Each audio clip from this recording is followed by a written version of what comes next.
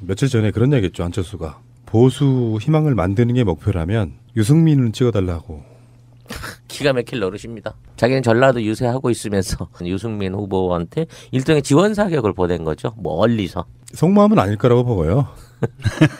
그러니까 이게 속마음이라기보다는 자기 태도를 좀 이쁘게 하는 거예요. 나를 못 찍겠으면 홍준표 찍지 말고 사실은 유승민 찍으라 이런 거거든요. 사실은 이게 정치적 노림수입니다. 내 표가 홍준표한테 가느니 그나마 유승민한테 가서 지금의 2위 지키기에 도움이 됐으면 하는 바람, 그거 이상이야도 없는 거예요. 그렇죠, 그렇죠. 그렇지. 그게 속마음인 거지. 예. 그러니까 어차피 제로섬 게임인데 나로서는 더 이상 그쪽에 가서 표 구걸할 능력이 없으니 유승민과 홍준표 둘이 박터지게 싸워서 어느 한쪽으로 확 쏠리지 않게끔 됐으면 좋겠다. 그래서 내가 어부지리로 지금까지 지켜왔던 지지율 어떻게든 고수해서 한 16%로 14%로 된 홍준표 이기고 싶다. 뭐 이런 속마음 아니겠어요? 근데 그것도 지금 얻기가 힘들 것 같다는 거지. 여론조사상으로 좀 드러나질 않아서 잘 모르겠지만 지금 안철수 후보가 내일 모레 이거 투표함을 까봤을 때 2위를 제대로 지켜냈을까? 이거 확신할 수 없는 지경에 이르러 버렸다는 거죠. 이게 이제 마지막 쟁점이 될 수 있었던 SBS 보도에 대해서 이걸 좀 더 문재인 후보 편에 서서 지금의 이와 같은 언론 행태를 비판하거나 이 부분에 대해서 어떤 강력한 진상조사 같은 걸 요구하면서 선명성을 좀 보여줬으면 막판에 조금이라도 좀 득표가 가능했을 것인데 홍준표가 쫓아가서 깽판 치고 막말하는 거하고는 또 다른 방식으로 이거 사실인 것 같은데 이거 의혹인 것 같은데 하면서 깐족깐족 불질르려다가 오히려 역풍을 더 맞고 있는 듯한, 하락세의 역풍을 맞은 듯한 증황이 보이고 있다는 게 문제인 거죠. 이거는 사실상 그냥 기존의 문재인 지지층에 대한 결속만 높여주고 그나마 본인은 합리적인 사람, 뭐 중도에 있는 중도 보수의 어떤 그 대리적 희망으로 보았던 사람들한테 이도 저도 아닌 굉장히 얼빠진 듯한 모습을 보여줘 버린 거예요. 그것도 본인 입으로 떠든 것도 아니라 박지원이라든지 또는 뭐 주변에 각종 그 선거와 관련된 당직자들을 통해서 이 부분을 제기함으로 인해서 이건 내가 굳이 한 건 아니야라는 의혹은 있었지만 오히려 저게 진짜 그 비열한 인간이구만라는 프레임에 스스로를 가둬버린 결과가 나와버린 것 같아요. 하는 것마다 패착이네, 할 때마다. 몰리니까 선거에는 1등만 목표가 되는 게 아니에요. 1등을 못해도 자기들이 얻는 지지율만큼 정치적인 의미를 갖는 거라서 사실상 포기한 발언이죠. 그렇죠. 내 힘으로는 못 뺐으니 니들끼리 싸우다 다 죽어라. 나는 2등만 할게. 나는 어부지리 할게. 난 2등이면 돼. TK, PK 니들이 가져. 이거랑 똑같은 거잖아. 뭐 선거에 관련한 평가들이 나오겠지만 안철수 후보는 2등만 했다고 해도 나름대로 정치적 자산은 될 수 있어요. 되겠느냐 말이지. 네. 지금 이러다가. 그러니까 안철수가 나름 선거 과정에서 비열함, 예를 들면 뭐 세월호 가짜뉴스 같은 거를 이용한다든지 이런 게 없고 우호적 관계로 선거를 치르는 게 좀 있었다면, 물론 이제 어차피 선거라는 게 뭐 정의당하고 민주당하고 싸우고 뭐 이렇게 나를 세우는 거는 선거 과정이 어쩔 수 없는 일이에요. 선거 끝나고 아무것도 아니고 당선된 쪽에서는 뭐 웬만한 범죄 행위가 아니면 다 먹고도 가고 그러는 거라서 선거 과정에서 감정 쌓이는 건 어쩔 수 없는데, 태도가 좋은 태도라고 하면 2등도 훌륭하고요. 나쁜 태도라 그러면 정치권에서 매장되는 겁니다. 그게 굉장히 묘한 함수관계를 갖고 있는 거예요. 홍준표가 지금 저런 태도로 선거 임해가지고 설사 이의가 난다고 해도 홍준표도 전에 보기엔 매장이고. 그렇죠. 저는 안철수 후보 참 안타까운 게 진보의 입장에서 섰든 아니면 보수를 주창하는 입장에서 섰든 어느 한쪽으로만 올인을 했어도, 투트랙을 안 하고 어느 한쪽으로만 올인을 했어도 이미는 충분히 할 수 있는 여건이 있었어요. 어차피 그 밑에 깔려있는 3, 4번 후보자들이 본인이 시작할 때마다 20%가 넘는 격차가 있었다고. 그 20%가 넘는 격차를 일주일 만에 다 까먹은 거야, 이 사람은. 뭐를 한 거야, 뭐를. 근데 그건 안철수 잘못도 아니에요. 그러면 표 난민들이 둥둥 떠다니다가 좋아하지도 않는 사람한테 잠깐 가짜로 그래도 문재인보다는 안철수를 더 찍고 싶은데 뭐 이런 느낌이었으니까 그 표는 자기 표가 아니지 사실은. 그러니까 난민들이 배에 타고 바다를 헤매고 있는데요. 저기 배 한 척이 오는 거야. 통통통통 그래서 거기를 타려고 다 올라가 보니까 이 배가 침몰하게 생겼어요. 작아서. 그러니까 다시 원대 복귀하는 거예요. 그래서 더 큰 배를 찾아가는 거예요. 총각 때 지나간 아가씨가 자기한테 윙크했다고 내 여자라고 말하는 거와 똑같은 거야. 잠깐 호감 느끼는 거랑 정말로 사귀는 거랑 이게 표를 확 확고하게 예를 들면 여러분들이 어떤 심정일지는 저도 몰라요. 비밀 투표에 그걸 우리가 지켜 뭐 말하는 거 보면 다 알지만 뭐 그동안 다 얘기했는데 난 이미 찍고 엄지척까지 올렸는데 아니 무슨 뭐 그래도 이제 우리 방송의 태도상 나는 한 번도 바뀐 적이 없어. 5년 동안 바뀐 적이 없어. 그런 표하고 전혀 관심 없어. 안철수가 V3 만든지도 몰라. 뭔지도 몰라. 심지어 심지어는. 국민이 하실지도 몰라. V3 그런 사람들이 난 문재인 싫고 안철수가 누군데? 더 낫지? 뭐 이렇게 되는 그런 표들은 붙어 있질 않죠. 그러면 처음에는 전국 요새를 다니고 대단한 선거 요새를 하다가 막판에 가니까 전라도 가서 배낭 메고 사람들 만나러 가면서 악수를 하고 있더라고 안철수가. 왜 자꾸 안철수 이렇게 싫어해요? 불쌍하신 분을. 아니 나 같은 동네 사니까 그런 거야. 아 지역구구나. 같은 동네 살다 배신을 당한 거잖아 지금. 근데 지금도 노원구에 집이 있어요? 그럼요. 아 그래요? 난 그 양반이 거기 집 있는지는 모르겠어. 아니 그 주소지가 있어야 되니까. 뭐 주소지 있다고는 하는데 그 사람 그 정책 카페 밑에 짜장면 집이 값이 싸가지고 제가 거의 2주일에 한 번씩 가는데도 불구하고 얼굴을 봤다는 사람이 없어 이씨 그 동네에서. 그건 뭐 대선 주자니까 뭐 그렇다 치고. 그럼 그렇다고 쳤으면 선거가 막판으로 가면 갈수록 좀 더 대중 유세나 큰 거리에 나서 가지고 그 자기 모습의 존재감을 좀 확보할 수 있는 그런 선거전을 보여줘야 되는데 역으로 달리고 있는 거 역으로 지금 오늘 같은 날 되면은 대규모 연설을 하든가 대국민 발표를 하든가 뭐죠 언론전이라든지 이런데 공개전으로 좀 나서야 되는 거 아니야? 처음에 무슨 꽉 이거 연설 톤 바꿔가지고 그걸로 열심히 하는 것처럼 들더니 가면 갈수록 대중들한테 보여주는 게 두려운 건지 이게 더 악역과라고 생각해서 캠프가 작전을 거꾸로 깠는지 모르지만 가다 이제는 다른 후보들을 서로 지원해주면서 뭐 그쪽 후보를 찍어달라는 얘기를 사퇴한 사람도 아닌 완주하겠다는 사람이 하고 있는 이런 아이러니가 어디가 있냐고. 그러니까 요거는 지금 안철수의 프레임인데 적폐 세력으로 패권주의를 이야기하고 있는 사람이잖아요. 그러니까 홍준표하고 문재인은 절대 찍지 마라고 하는 것을 애들러서 말한 거예요. 심상정도 지켜 세웠잖아요. 정말로 진보의 목소리가 더 커지는 게 좋다는 분들은 저를 안 찍어도 되니까 심상정을 찍으라고 하는데 이게 되게 웃긴 게요. 스펙트럼으로 한번 봅시다. 구구의 홍준표가 있고요. 나름 건전한 보수라고 표방하는 유승민과 사실 안철수는 어쩌면 스펙트럼으로는 비슷해요. 그다음에 문재인이 있고 심상정이 있단 말이에요. 가까우려면 심상정 지지자들이 제대로 찍으려고 그러면 지금 감정이 상해서 뭐 약간 좀 달라졌을 수도 있겠지만 심상정 지지자들이 심상정을 안 찍고 눈물을 머금고 누구를 찍는다면 안철수를 찍겠어요? 문재인을 찍죠. 그렇죠. 그러니까 안철수한테는 사실은 기회가 한 번 있었습니다. 언제였을까요? 정말로 새 시대의 정치인으로 뜰 수 있는 딱 한 번의 기회가 있었어요. 그때가 언제냐면 새정치민주연합 당대표 할 때입니다. 그때 정치적 자산을 막 쌓았어야 되는데 이 사람 생각이 이런 거야. 운동권 싫어 일단. 그래서 뭐 5.18이나 4.19나 뭐 14선언이나 뭐 이런 것들을 못마땅해. 운동권적인 마인드가 싫어. 그렇게 당 운영해 왔잖아요. 그렇다고 박근혜 정권하고 나를 세워서 뭘 한 것도 아니고 자기들이 할 수 있는 것.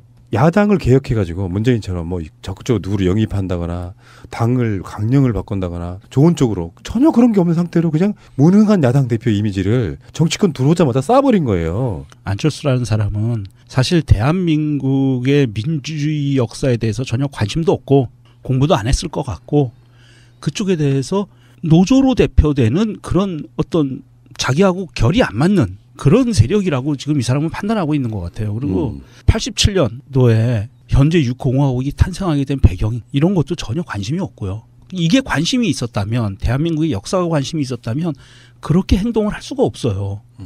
민주주의가 아닌 반민주적으로 움직이고 그리고 매일 마타도하고 거짓말하고 그리고 정당 정치를 하겠다고 정당에 들어와서 정당을 깨는 행위를 하고 이거는 아주 상식적이지 않은 행동이고요. 제가 보기엔 그 정도의 차이만 있지 홍준표하고 비슷하다. 저는 그렇게 봐요. 사실상 이번 선거에서 가장 큰 피해자? 아니면 선거 전후를 따져봤을 때 어떤 얻은 것보다는 잃은 게 많은 사람으로 저는 홍준표를 생각했는데 이제는 안철수가 그 자리에 선 것 같아요.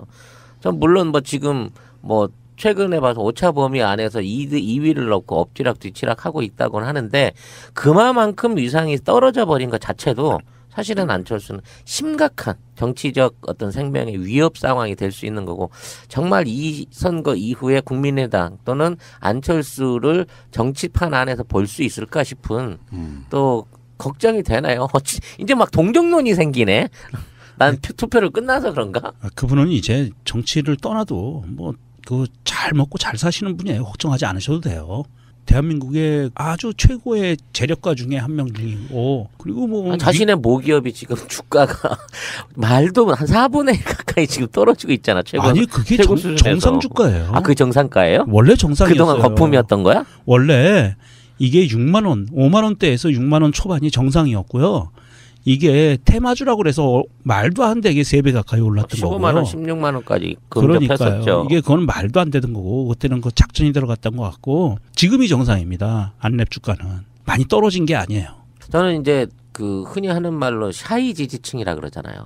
샤이 홍준표는 홍준표를 찍기는 하지만 솔직히 쪽팔려서 내가 찍는다고 얘기 못하는 사람이 많이 있다는 거예요. 나 그거 인정합니다. 왜? 찍기는 찍어야 쓰나 기존의 관성 때문에 저 아무리 저 새누리 잔당이라 해도 밀어는 줘야겠는데 차마 내가 이 새끼를 찍어야 되나. 이건 사유가 있을 수 있어서 샤이가. 샤이 안철수가 있을 수 있냐고. 안철수를 찍는 게 부끄러운 사람들이 지금 지지를 표현하지 못하고 있는 층이 있다는 말이 되냐고. 안철수는 새로운 정치, 개혁의 정치 또는 새로운 대한민국을 만들겠다고 나서는 신흥주자잖아. 신인인 거잖아. 근데 내가 지금 안철수를 지지하는 게 부끄러운 사람이 있어서 그 사람들이 안 드러나고 있다는 얘기는 뭐야. 안철수 스스로가 자신이 구태고 적폐였음을 인정하는 얘기랑 똑같은 거예요. 그래서 뭐 샤이가 있든 없든지 간에 이제 남은 앞으로 그 선거에서 참여하실 분들은 정말 이렇게 마지막까지 심사숙고하셨기 때문에 지금에 왔던 뭐 지지율 뭐 정당 이런 거 다 떠나버리시고 자 내가 찍는 투표로 어떤 대한민국을 이끌어갈 수 있는 사람을 찍을 거냐 이걸 원론적인 면에서 다시 한번 생각해보고 지금에 있는 투표장에 나가시길 권해드리고 싶은 거예요. 왜 처음에 그 당당했던 안철수는 그리고 처음에는 존재감 없던 홍준표는 그리고 유승민과 심상정은 이번 유세 기간 약 한 달이 못 되는 기간 동안 어떤 변화의 길을 걸어왔는가. 그들이 어떤 방식으로 선거를 진행하고 표들을 구걸해 왔는가 하는 것들을 돌아보게 되면 이건 너무 급이 다른 선택 아니에요? 영화관에 가갖고 블록버스터하고 20, 30년 된 방화들을 보고 있는 거랑 똑같은 선택의 기준일 거라고 봐져요. 나는 아직도 안철수 후보 캠프에 들어가고 싶습니다. 또? 아 가지 말라니까요.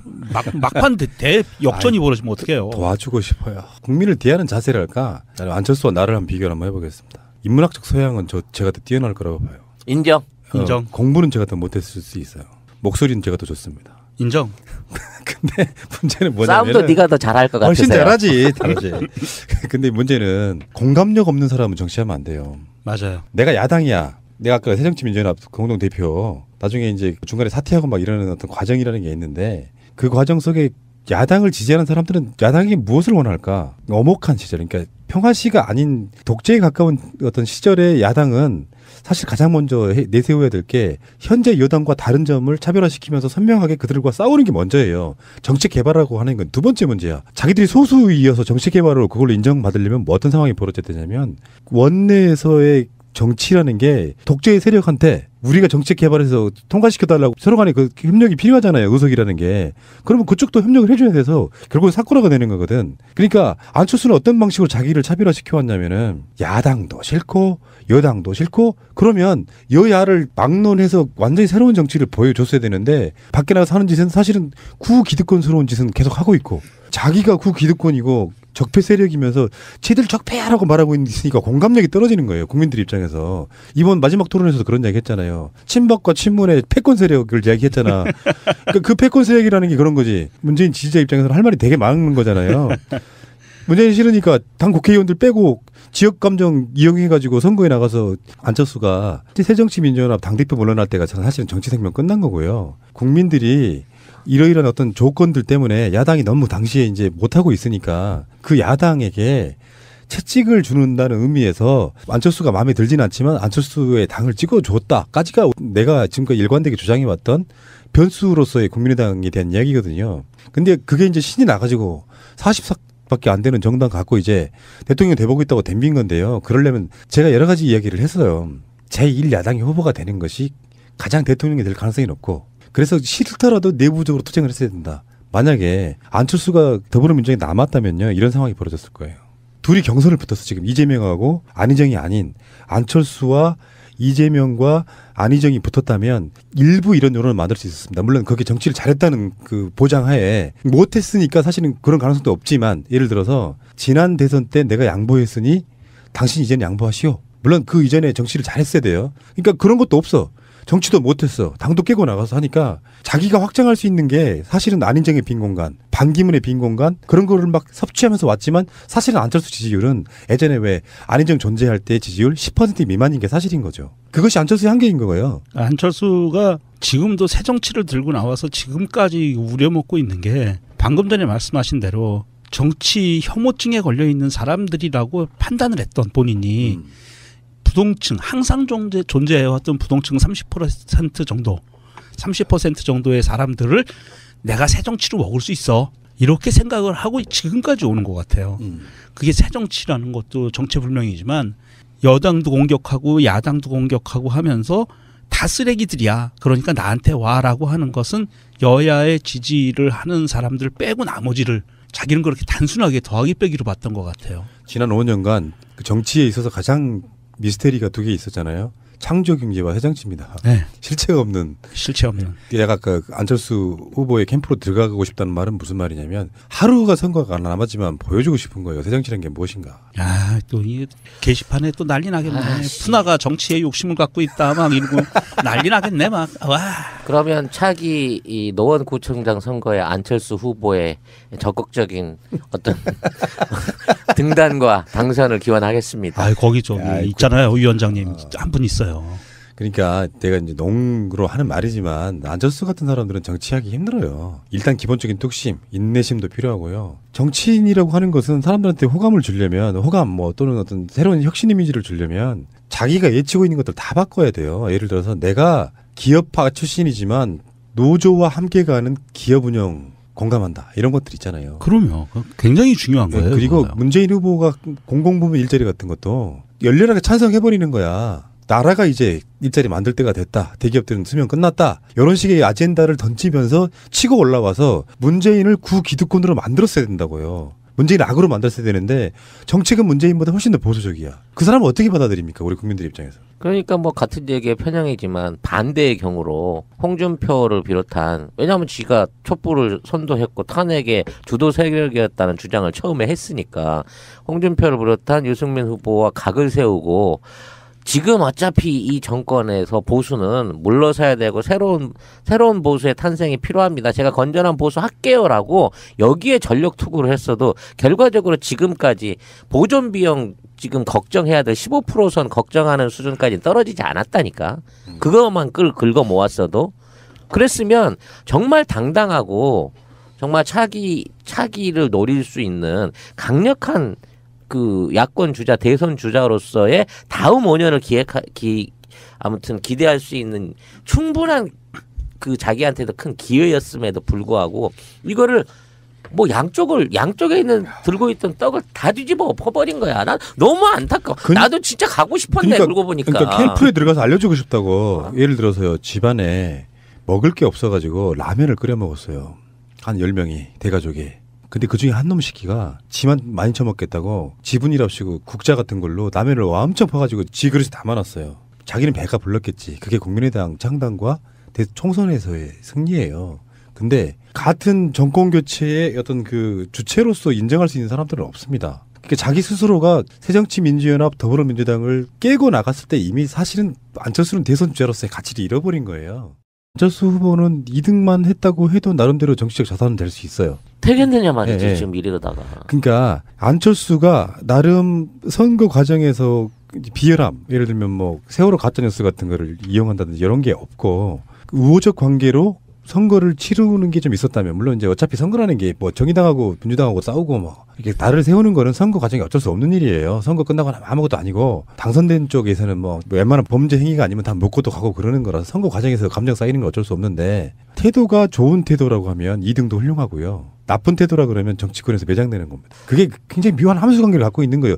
홍준표가 지금 저런 태도로 선거 임해가지고 설사 이의가 난다고 해도 홍준표도 저는 보기엔 매장이고. 그렇죠. 저는 안철수 후보 참 안타까운 게 진보의 입장에서 섰든 아니면 보수를 주창하는 입장에서 섰든 어느 한쪽으로만 올인을 했어도 투트랙을 안 하고 어느 한쪽으로만 올인을 했어도 이미는 충분히 할 수 있는 여건이 있습니다. 며칠 전에 그런 얘기 했죠. 안철수가. 보수 희망을 만드는 게 목표라면 유승민을 찍어달라고. 기가 막힐 노릇입니다. 자기는 전라도 유세하고 있으면서 유승민 후보한테 일종의 지원 사격을 보낸 거죠. 멀리서. 속마음은 아닐 거라고 보고요. 그러니까 이게 속마음이라기보다는 자기 태도를 좀 이쁘게 하는 거예요. 나를 못 찍겠으면 홍준표 찍지 말고 사실은 유승민 찍으라 이런 거거든요. 사실은 이게 정치적 노림수입니다. 내 표가 홍준표한테 가느니 그나마 유승민한테 가서 지금의 2위 지키기에 도움이 됐으면 하는 바람, 그거 이상이야도 없는 거예요. 그렇죠, 그렇죠. 그렇지. 그게 속마음인 거지. 예. 그러니까 어차피 제로섬 게임인데 나로서는 더 이상 그쪽에 가서 표 구걸할 능력이 없으니 유승민과 홍준표 둘이 박터지게 싸워서 어느 한쪽으로 확 쏠리지 않게끔 됐으면 좋겠다. 그래서 내가 어부지리로 지금까지 지켜왔던 지지율 어떻게든 고수해서 한 16%로 14%로 된 홍준표 이기고 싶다. 뭐 이런 속마음 있었어요.